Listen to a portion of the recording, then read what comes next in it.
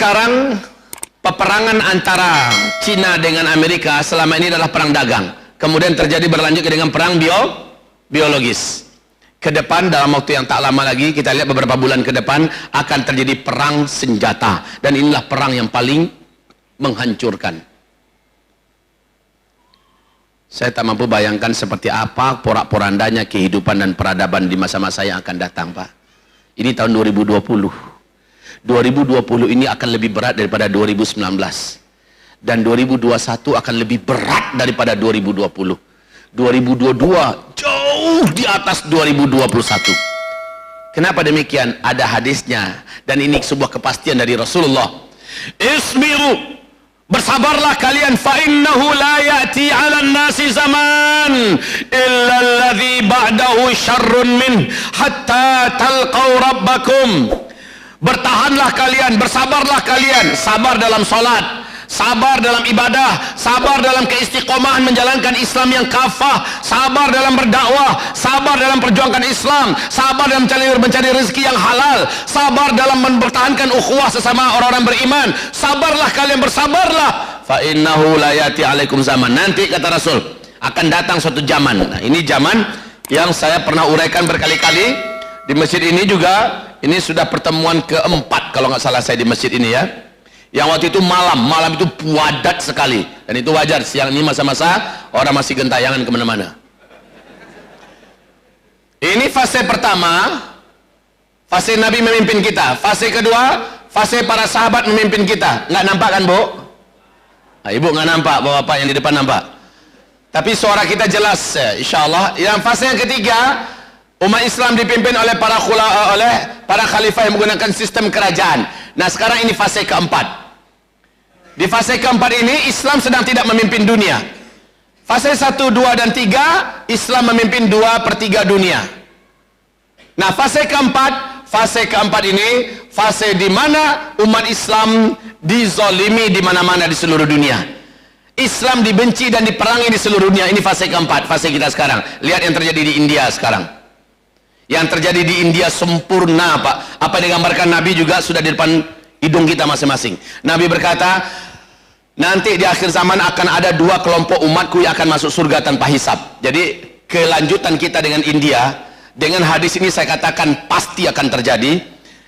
Ada 2 kelompok umatku nanti yang akan masuk surga tanpa hisab. Satu kelompok yang berperang di negeri Syam, melawan musuh-musuh Allah sampai Nabi Isa turun, dan Allah, siapapun yang meninggal di antara mereka yang berperang di belakang barisan orang-orang yang beriman, mereka akan masuk surga tanpa hisab. Berarti Palestina, Suriah sekarang ini yang dimaksud oleh Rasulullah sallallahu alaihi wasallam. Kemudian satu kelompok yang lain yang berperang melawan India, kata Rasulullah sallallahu alaihi wasallam, siapapun yang terbunuh di antara mereka, mereka akan masuk surga tanpa hisab. Jadi macam apa ke depan, masa depan Islam, masa depan dunia? Menurut hadis ini akan ada perang melawan India. Ini hadis, bukan perkataan Zulkifli Muhammad Ali. Maka yang berlanjut dengan India nanti adalah perang, Pak. Kemudian apa lagi?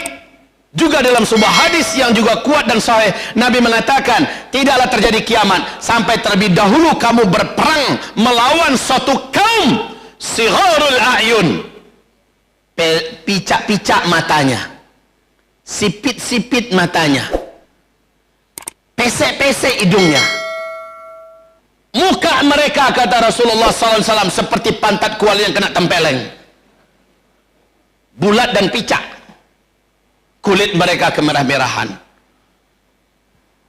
Kalau ini dikatakan Ya'juj dan Ma'juj, saya tidak setuju, karena malah kata Rasulullah, larilah kamu dari Ya'juj dan Ma'juj, bukan memerangi. Tapi dalam hadis ini kamu pasti akan berperang melawan suatu kaum yang matanya sipit, hidungnya pesek, warna kulitnya kemerah-merahan.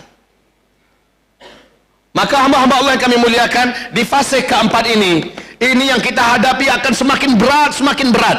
2020 ini, awal 2020 saja yang kita saksikan adalah bencana dan bencana di seluruh dunia. Kalau Bapak Ibu mengikuti perkembangan dunia, bagaimana hancurnya beberapa glacier yang ada di muka bumi ini, bagaimana naiknya air laut, bagaimana kebakaran di mana-mana, bagaimana bencana di mana-mana. Kalau Bapak saksikan, Ibu dengar, udah nggak sanggup lagi mendengar. Sebentar lagi insyaallah taala bumi ini, dunia ini, seluruh negara di muka bumi akan mengalami krisis global keuangan. Resesi keuangan, krisis moneter global, di mana yang akan dipakai nanti kembali adalah emas. Sekarang tahu harga emas berapa? Sekarang tahu harga emas berapa? Siapa bilang 700? Buka, tanya sama Mbah Google. Buka di situ berapa harga antam sekarang? Menembus 800 sekarang ini. Masya Allah. Ini yang tertinggi dalam sejarah emas antam, ya. Emas-emas yang ada di muka bumi terus melesat. Bukankah sebelumnya tahun yang lalu saya sudah sampaikan, wahai Bapak Ibu, kalau ada rezeki beli emas, kata saya. Ada nggak saya katakan itu? Karena Nabi sudah menggambarkan demikian. Nanti kalian semua akan kembali menggunakan emas sebagai harta yang beredar, sebagai jual beli kalian nanti di akhir zaman, menggunakan emas. Kenapa Amerika gila-gilaan mengumpulkan emas? Mereka sudah bisa memprediksi uang kertas yang mereka cetak suka hati ini tak lama lagi akan dibuang menjadi kertas-kertas yang tak berharga. Dan Nabi sudah mengatakan itu. Saya yakin Amerika pasti baca hadis Nabi kita. Saya yakin Yahudi pasti baca hadis Nabi tentang akhir zaman. Saya yakin dunia baca hadis tentang Nabi, karena Allah sendiri berfirman, mereka sebenarnya benar-benar beriman kepada engkau Muhammad, tetapi karena kebusukan hati mereka, kedengkian mereka yang menyebabkan mereka tidak mau bersyahadat masuk ke dalam tapi mereka pelajari karena mereka percaya. Mereka sangat percaya dan mereka pelajari itu dan mereka mempersiapkan. Emas gila-gila mereka kumpulkan sekarang. Orang Tiongkok saja sebelum kejadian virus corona, sejak 2018 akhir penuh full 2019, mereka sudah intens membeli emas. Rakyatnya beli emas, dan yang beli emas itu sudah banyak yang mati sekarang. Hong Kong sudah lama menarik dana-dana mereka di bank-bank yang ada dan mereka beli emas. Jepang, negara-negara besar, Cina apalagi, Amerika, Eropa, negara-negara besar ini semuanya pada berebutan membeli emas. Saya peringatkan pada kita semua, ayo beli emas. Karena uang kertas yang ada, apalagi apa namanya, rencana keuangan ke depan itu, mata uang yang beredar, uang digital semua ya, Bitcoin dan sebagainya, ini semua takkan pernah sukses. Saya ingatkan, belilah emas, emas akan terus naik. Dan terbukti sekarang. Bagaimana kira-kira emas ke depan? Demi Allah akan jauh lebih gede, sehingga harta uang kertas ini nggak ada harganya. Bapak kalau ada uang sekarang disimpan di bank, Bapak akan merugi. Tarik dana itu, belilah emas. Kita ada gaji simpanan, daripada disimpan dalam bentuk uang, lebih bagus belikan emas. Ibu ada simpanan apa, Bu? Belilah emas. 1 kilo, 2 kilo, cukuplah simpanan. Mental-mental orang miskin kayak ini nih. Dibilang 1 kilo, 2 kilo pada ketawa. Tak apa-apa. Ada duit, ada simpanan, belilah emas. 1 koin, 2 koin, 1 gram, 2 gram, silakan. Emas bentuk batangan, emas berbentuk perhiasan, atau koin dinar, silakan, belilah. Kita sebentar lagi sama-sama akan menyaksikan yang punya pegangan emas akan memiliki kemampuan bertahan lebih lama, dan yang tidak memiliki pegangan emas, daya tahannya sangat terbatas. Semoga ibu-ibu yang suka nabung-nabung, kalau yang ada yang masih ditabung ya, alihkan cepat dengan emas. Bapak-bapak juga demikian. Kalau bapak punya aset-aset, sebaiknya aset-aset itu sekarang diemaskan. Itu lebih aman dan lebih selamat. Semoga bermanfaat. Nah, kita kembali kepada topik kita, kaum muslimin. Melihat kondisi ke depan, kita sekarang sedang menyalip dengan kecepatan yang Allah kehendaki. Islam dan kaum muslimin menjadi perhatian dunia. Kenapa ya orang Islam kok sulit kena virus corona? Tapi maaf Ustadz, bukankah Uni Emirat Arab sudah kena pula di sana? Bukankah Oman sekarang ini sudah mengerikan juga virus corona? Bukankah Iran apalagi? Jawaban saya, mereka sendiri membuka pintu itu. Oman sudah menjadi kota wisata. Bahrain sudah menjadi kota negara wisata dunia. Apapun jenis maksiat mereka buat di sana.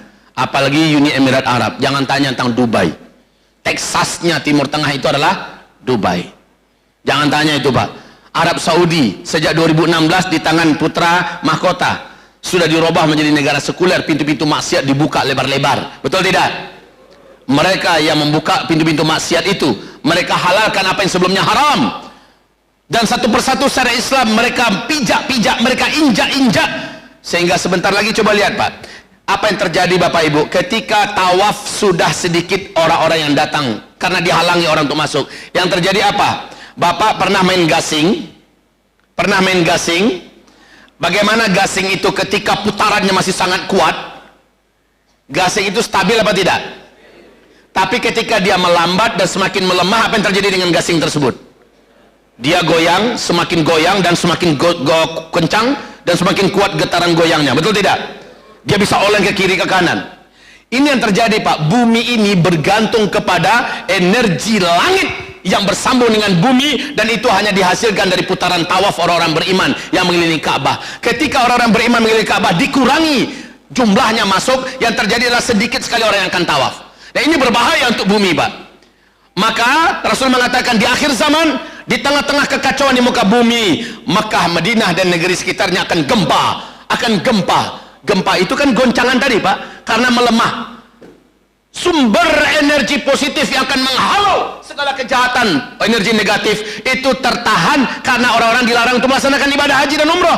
Akhirnya tertahan. Sementara maksiat dibuka lebar-lebar di Mekah, Madinah dan sekitarnya, maka tak seimbang lagi, terjadilah gempa-gempa. Nabi berkata, Imam Mahdi muncul nanti ketika maksiat terbuka pintunya di Mekah, Madinah dan sekitarnya, dan saat itu gempa-gempa terjadi. Di tengah-tengah itulah Al-Mahdi nanti akan dibaiat.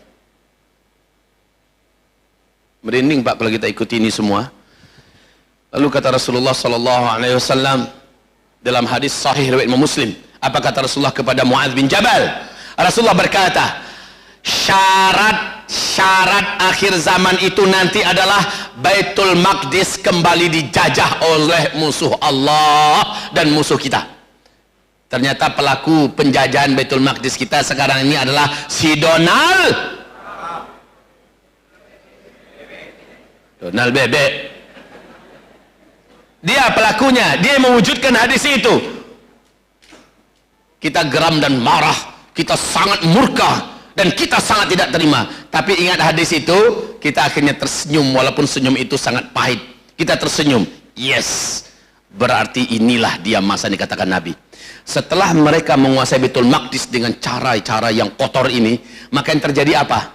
Rasul mengatakan Baitul Maqdis nanti akan dimerdekakan, akan dibebaskan oleh hamba-hamba Allah terkuat yang berdatangan dari seluruh penjuru bumi. Mereka punya ciri-ciri khas. Mereka adalah para ahli ibadah, para ahli ilmu yang memiliki akhlak yang mulia, dan mereka punya cara tempur yang tidak pernah luntur, dan tidak ada satupun kekuatan di bumi bisa mengalahkan mereka. Saya lihat ini adalah para mujahidin yang ada sekarang di Timur Tengah. Dan yang tak pernah terkalahkan itu adalah mujahidin Emirat Islamiyah Taliban yang ada di Afghanistan. Dua negara superpower dunia ditumbangkan oleh mujahidin Emirat Islamiyah Taliban. Pertama, Uni Soviet, hancur berkeping-keping Pak. Lalu Amerika merasa sudah tidak ada lagi pesaingnya, Amerika ajak seluruh sekutu-sekutunya kroyok rame-rame Emirat Islamiyah Taliban, termasuk dengan pemerintah bonekanya yang ada di Afghanistan. Gulung tikar seluruhnya Pak, satu persatu lari terbirit-birit sambil terkentut-kentut.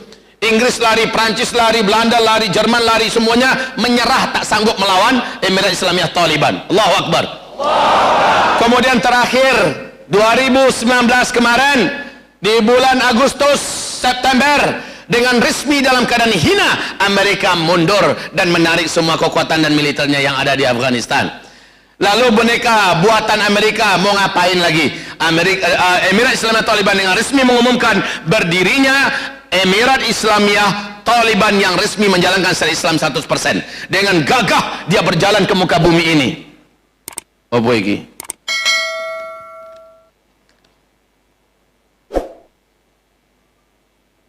Oh, ya ini saya setuju. Ustadz, mohon motivasi jemaah untuk berimpak ke program Lazismu. Oh, ya saya setuju. Nanti saya motivasi. Lazismu ini lembaga amil zakat, infak, sadaqah Muhammadiyah yang ada di sini. Lazismu termasuk lembaga amanah yang qualified, yang transparan, yang dapat dipercaya, dan ini sebagai salah satu penyaluran jama'i daripada umat yang ada di Sumatera Selatan, Sumatera Utara ini. Salurkan ke sana, nilai pahala yang kita dapatkan nilai jamaah Pak. Dibandingkan Bapak salurkan sendiri, nilai yang Bapak dapat sama dengan sholat Pak sendirian, Bapak menyalurkannya, dapat pahalanya sendirian. Tapi ketika berjamaah, sholatnya dapat nilainya nilai jamaah. Demikian juga berinfak, berwakaf dan sedekah. Jadi tempatnya di masjid ini sudah ada lokasinya, kantornya juga sudah ada, tinggal datangi, maka sudah bisa kita menyalurkan infak wakaf sedekah kita. Demikian ya, berarti titipan ini sudah tersalurkan? Sudah saya sampaikan? Oke, sekarang sampai di mana kita tadi? Taliban. Antum bangga nggak dengar Taliban ini? Bangga tidak? Tidak ada satupun negara di bumi ini yang berani mengatakan Taliban itu teroris sekarang. Nggak ada lagi yang berani. Kenapa? Bapak yang menuduh teroris itu yang paling merasa jumawa sudah keok oleh Emirat Islamiyah Taliban. Keok sejati Pak. Memang bertarung habis mereka, keok, dikeroyok rame-rame juga kalah semuanya. Dan sekarang mereka mundur. Sekarang Emirat Islamiyah Taliban mempersiapkan pertempuran yang dahsyat. Dan sekarang India cari gara-gara. Padahal India itu dekat dengan Afghan. Biar ngerasa dia seberapa sih kemampuan, sedangkan Amerika saja keok. India seberapa kekuatannya? Lihat aja nanti yang terjadi. Pertempuran antara Muslimin dengan India pasti terjadi dalam hadis sahih tadi, dan Islam akan menang. Allahu Akbar. Jangan jadi gara-gara. Kemarin waktu Emirat Islamiyah mengumumkan bahwa telah berdiri secara merdeka di jure dan de facto, ya, dengan menjalankan secara Islam secara utuh. Apa salah satu program Emirat Islamiyah Taliban? Mempersiapkan pasukan khusus untuk diberangkatkan ke Syam, bergabung nanti dengan seluruh kekuatan-kekuatan militer yang ada di Suriah, di Palestina, dan akan memerdekakan Baitul Maqdis. Demi Allah, inilah yang akan terjadi nanti. Saya bersumpah dan bersaksi di depan Allah dengan hadis yang sahih ini, Baitul Maqdis tak lama lagi akan Allah merdekakan di tangan orang-orang terbaik di muka bumi ini. Takbir. Lalu apa kata Rasulullah dari hadis sahih Muslim? Ini kebangkitan yang tak terelakkan ya. Apa kata Rasulullah sallallahu alaihi wasallam? Umranul Maqdis kharabu Yathrib. Ketika Baitul Maqdis, Rasulullah kepada Ibnu Hawalah, nanti di Palestina, pusatnya di Baitul Maqdis, diumumkan berdirinya khilafah Islamiyah, yang bala tentaranya adalah tentara-tentara Islam yang telah bertempur selama berabad-abad dan mereka tidak pernah terkalahkan. Mereka lah yang akan mengokohkan basis khilafah Islamiyah akhir zaman ini. Umranul Yathrib, Umranu Maqdis. Saat itu Baitul Maqdis lah negeri yang teraman, negeri yang terkokoh, negeri yang terkuat, yang tidak ada orang berani macam-macam di dalamnya. Sementara kondisi saat itu bersamaan terjadi dengan Madinah. Kharabu. Kharab itu adalah hancurnya, babak belurnya, ya, kacaunya, chaosnya Madinah Al-Munawwarah. Allah, setenang apa Madinah sekarang, itu akan chaos nanti. Ini pasti juga agenda akhir zaman yang mutlak akan terjadi. Nah, sekarang sudah kita lihat bagaimana kondisi sekarang di Madinah Al-Munawwarah. Masya Allah Pak, bagaimana persiapan-persiapan, Masya Allah. Dan Irak dan India cari gara-gara dia. Alhamdulillah. Saya katakan Alhamdulillah, berarti ini pintu-pintunya di depan hidung kita, di depan masa kita terjadinya, dan kita menyaksikan. Sebaiknya jangan jadi penonton ya. Persiapkan diri antum. Persiapkan diri antum. Ini akan melebar Pak sampai ke Indonesia. Kamu akan berperang melawan orang-orang sipit, hidungnya pesek-pesek. Dan Allah akan menangkan kamu. Yang terbunuh di antara kamu akan syahid dan masuk surga tanpa hisab. Masya Allah. Jadi persiapkan diri, persiapkan diri. Kita tidak tahu macam mana Allah mengirim kita nanti. Allah Maha Adil Pak. Di akhir zaman ini Allah bukakan pintu surga tanpa hisab bagi orang-orang yang memburunya, yang mengejarnya. Maka pantaskan diri kita, wahai para lelaki yang muda-muda, pantaskan diri antum, ya. Kalau antum masih merokok selama ini, katakan ini rokok bisa nggak menghalangi saya untuk menjadi orang yang pantas.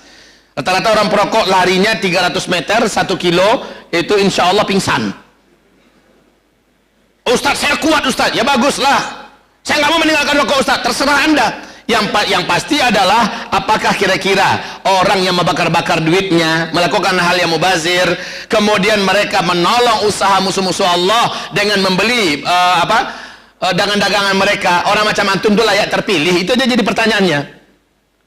Ustaz, bagaimana untuk kami betul-betul pasti Ustaz agar menjadi salah satu di antara pemenang dan pejuang di akhir zaman? Jawabannya adalah antum pastikan dulu firman Allah surah Al-Maidah jalan di diri antum. Apa firman Allah surah Al-Maidah? Firman Allah dalam surah Al-Maidah, a'udzubillahi minasyaitonir rajim. Bismillahirrahmanirrahim. Alam tara ila alladhina qila lahum kuffu aydiyakum anil qital wa aqimus salah wa atuz zakah. Allah perintahkan kita sebelum ada komando, sebelum ada aba-aba dan instruksi dari ulil amri kita, dari ulama-ulama rabbani kita, tugas kita semua adalah menurut ayat ini tegakkan sholat berjamaah dimanapun saja kamu berada. Ini tugas. Dan kalau saya menambahkan dengan hadis Nabi, berjamaahnya bukan sembarangan berjamaah. Berjamaahnya memenuhi syarat 40 hari 40 malam tidak ketinggalan takbiratul ihram bersama imam. Dimana orang sudah qomat, kita sudah ada di barisan. Imam ketika angkat tangan, saf, rapat dan lurus, kita sudah melihat kepada imam. Kita berdiri di belakang melihat kepada imam. Ketika imam angkat tangannya, Allahu Akbar. Saat imam angkat tangan, kita melihat imam angkat tangan. Setelah itu baru kita Allahu Akbar. Ini yang dimaksud dengan dia mendapatkan takbiratul ihram bersama imam. Lakukan itu subuh, zuhur, asar, maghrib, isya. Lakukan itu selama 40 hari dan tidak boleh putus. Kalau satu sholat saja putus, ulang balik mulai dari awal besoknya. Gitu caranya. Dan lakukan itu 40 hari. Kalau 40 hari sudah kita lakukan, luar biasa piala yang Allah siapkan untuk orang yang lulus itu. Apa pialanya? Dua hal piala ini langsung Allah yang kasih, Allah yang bagi, Allah yang beri janji, dan Allah pasti menepati. Dan ini bukan piala presiden, ini bukan piala gubernur, ini bukan piala Ustaz Zul, tapi piala Allah langsung. Berarti urusan kita langsung dengan Allah, dan Allah nggak bisa dibohong-bohongi. Piala yang pertama adalah sampai mati orang bersangkutan tidak akan pernah punya sifat munafik, dan dia tidak akan pernah jadi orang munafik sampai dia mati. Di akhirat dia tidak akan pernah merasakan neraka walau satu detik. Dia akan dimasukkan ke dalam surga. Luar biasa ini piala. Berlombalah anda wahai para lelaki. Sholat 40 hari 40 malam. Setelah itu Ustaz, bagaimana kalau kami meninggalkan sholat terlambat-lambat dan masbuk? Takkan pernah terjadi. Kenapa demikian? Ngaji aja orang di masjid, dada anda sudah bergetar itu. Anda sudah rindu untuk mengejar masjid. Itu buah daripada perjuangan lulus 40 hari 40 malam itu. Maka ini tugas kita semua. Siapapun kita, kejar berjamaah ke masjid. Subuh, zuhur, asar, maghrib, isya, kejar berjamaah di masjid. Ngaji orang, kita udah tinggalkan aktivitas kita.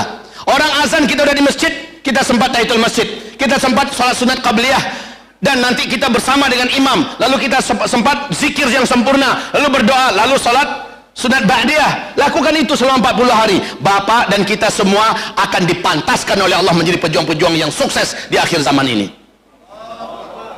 Dan nanti setelah itu Bapak akan merasakan ringan untuk tahajud, ringan untuk duha, ringan untuk melaksanakan ibadah-ibadah lainnya. Lalu berikutnya wa'atuz zakah. Orang-orang yang sudah memiliki kapasitas berzakat, keluarkan zakatnya. Yang belum memiliki kapasitas untuk berzakat, keluarkan infak sedekahnya. Jadi di samping sholat, rajinlah bersedekah, kuatlah berinfak untuk agama Allah Subhanahu Wa Taala. Coba lihat sekarang ini, akhir-akhir ini, saya yakin Bapak Ibu merasa heran, kok di mana-mana setiap ada acara keagamaan pasti ada penggalangan dana ya, betul tidak? Betul tidak? Kadang-kadang orang-orang yang dalam hatinya ada penyakit, jijik dia tuh. Allah, ujung-ujungnya penggalangan dana tuh. Ujung-ujungnya penggalangan dana. Apalagi judul flyernya adalah siapkan infak terbaik. Udahlah, nak saya datang sini.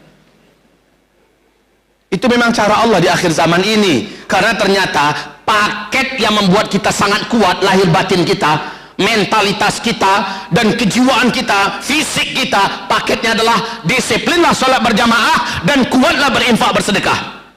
Walaupun dalam sulit ekonomi kita, walaupun keadaan sempit, berapa kita mampu. Setiap ada penggalangan dana, kita harus paling di depan. Walaupun kita hanya memberi seberapa kita sanggup. Kalau orang kaya hanya sanggup memberi 10 sak semen, menurut Allah itu sudah pilih itu. Sudah bakhil. Tapi orang miskin, dia tak sanggup 10 sak semen. Dia hanya sanggup setengah semen. Itu pun menurut Allah sudah sangat besar nilainya. Rutinkan terus, rutinkan terus. Ada penggalang dana untuk Palestina, terjun. Ada penggalang dana untuk Rohingya, ikut. Ada penggalang dana untuk bencana Ambon, ikut. Ada penggalang dana untuk pembangunan masjid, untuk pembangunan pesantren, untuk mengirim dai-dai ke pelosok. Ada penggalang dana untuk yatim piatu, ada penggalang dana untuk dan segala macamnya. Ikut, ikut. Jangan sampai nama kita tidak tertulis di situ. Jadi dua ini bersamaan ya. Salat berjamaah 5 waktu di masjid dan kuat berinfak, bersedekah, berwakaf. Lakukan itu, Pak. Ini penguat jiwa di akhir zaman. Ini pelindung dan pembenteng kita yang paling sempurna. Datang pun ke medan ini, semoga Allah lindungi kita. Virus corona menyebar di mana-mana. Bapak Ibu, insya Allah dalam garansi Allah. Dalam garansi Allah. Antara solat kepada solat dikerjakan dengan benar dan tepat. Apalagi solatnya awal waktu bersama dengan imam, tak ketinggalan takbiratul ihram. Sehebat apapun virus corona, Bapak dijaga oleh Allah Subhanahu wa taala. Ustaz, kami yang ibu-ibu bagaimana Ustaz? Kami kan tidak wajib berjamaah ke masjid. Lalu bagaimana kami Ustaz? Jawaban untuk ibu-ibu, satu, betul, ibu solatnya di rumah lebih utama daripada ke masjid. Tapi kalau ibu pergi genjar ke masjid nggak apa-apa. Bagi ibu, ganti solat berjamaah di masjid adalah on time di rumah. Apa namanya, Bu? On time di rumah. Ulangi. On time. Tepat waktu, itu maksudnya. Hayya 'alas shalah. Kumandang azan di masjid, ibu sudah di atas sajadah, Bu. Gitu yang dimaksud ya. Kegiatan ibu yang lain dipending dulu. Pending dulu semuanya. Mau masak atau sedang masak, matikan dulu kompornya. Sedang ribut anak-anak, kondisikan anak-anaknya. Ini 10 menit lagi mau azan ini. Kondisikan dulu anak-anaknya. Apapun yang bisa mengganggu, semuanya dikondisikan dulu. Sehingga ketika azan, ibu sudah di atas sejadah. Ibu sudah sempat sholat sunat qabliyah. Dan ibu sudah melaksanakan sholat sunat wudhu sebelumnya. Lalu ibu sholat tepat waktu. Kalau ibu mau ke masjid, nggak boleh dilarang, kata Rasulullah. La tamnawi ma'allahi masajid Allah. Jangan kamu larang para ibu-ibu yang ingin ke masjid untuk melaksanakan sholat berjamaah di masjid. Jangan dihalangi. Biarkan mereka pergi. Wa sholatuhunna fi buyutihinna khairul lahunna. Tapi mereka sholat di rumah-rumah mereka lebih baik bagi mereka. Oke?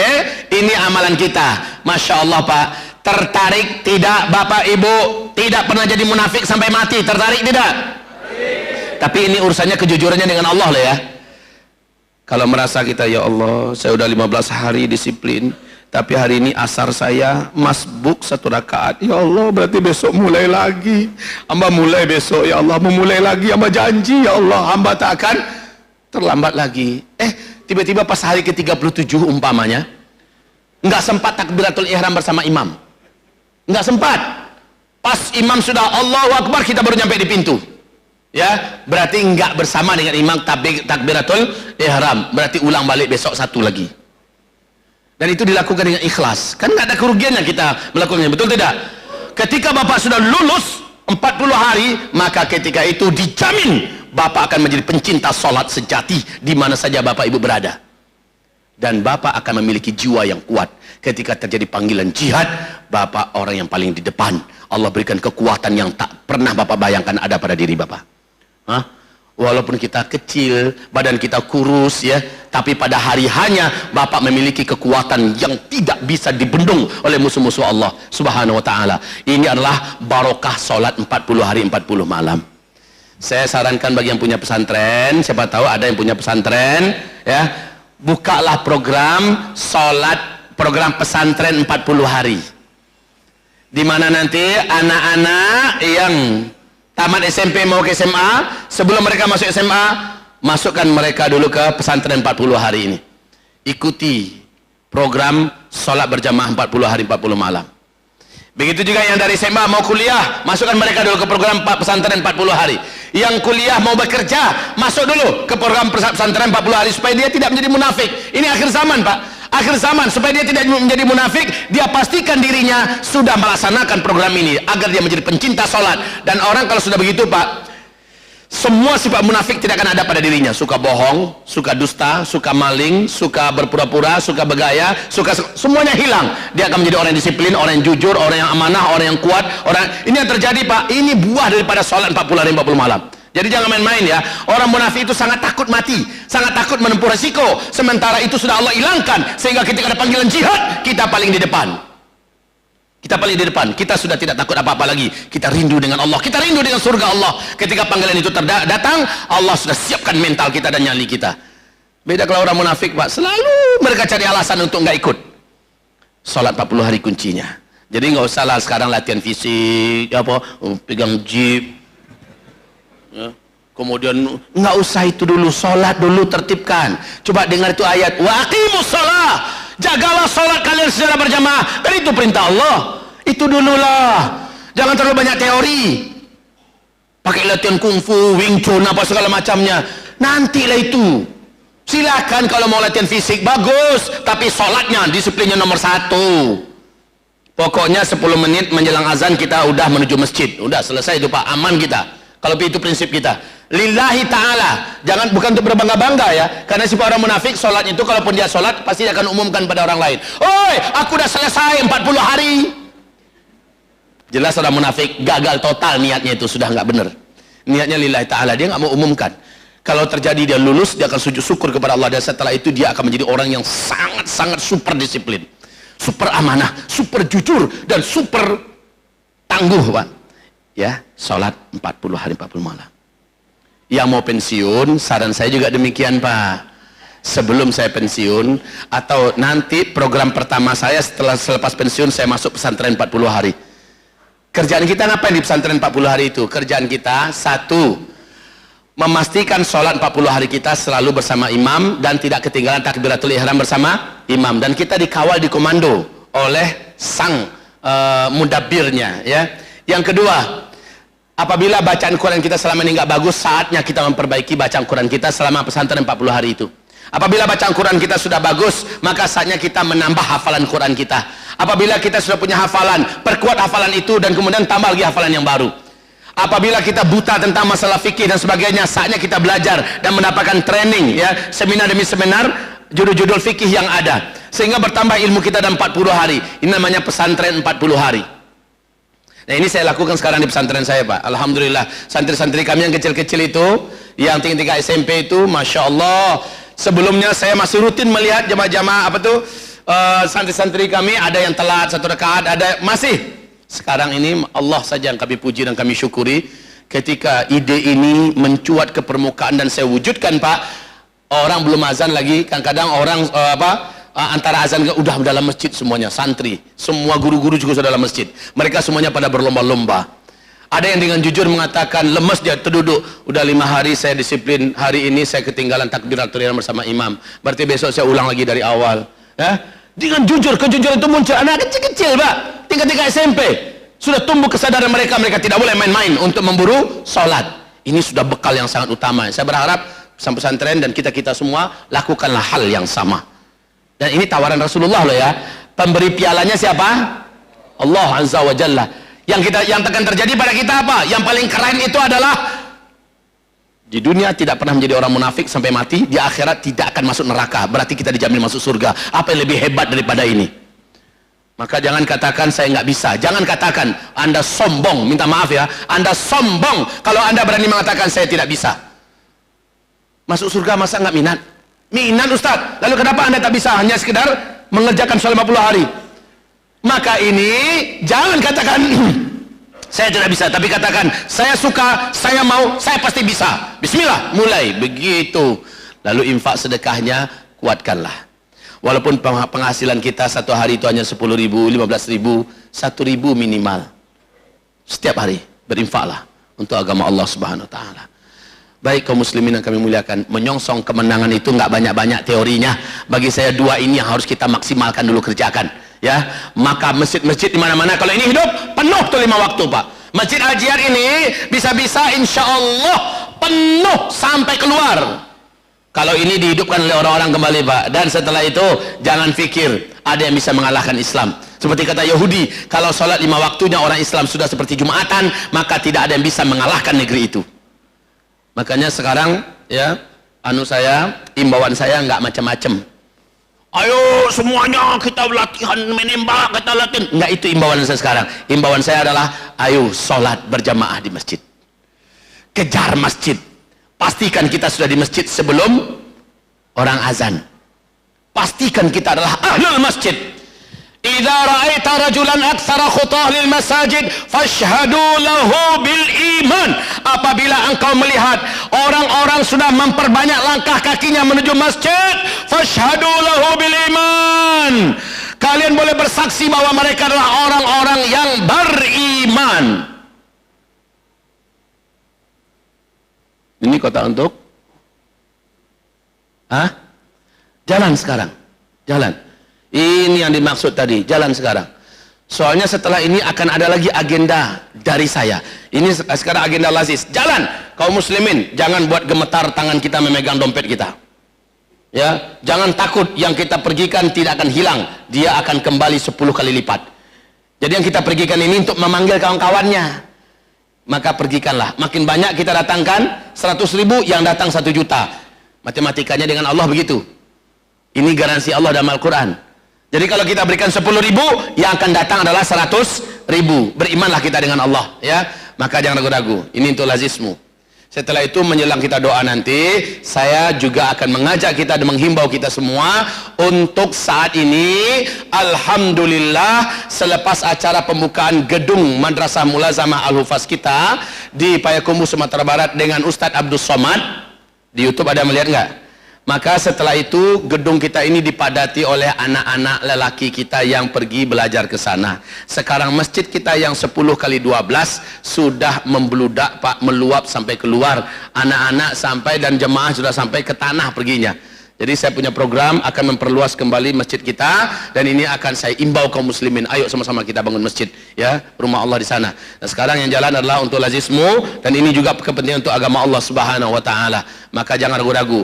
Ustaz, kebanyakan ini penggalangan dana siang ini. Enggak apa-apa. Tidak akan ada yang merugi insyaallah taala. Wong nabungnya untuk diri kita sendiri kok. Lanjut.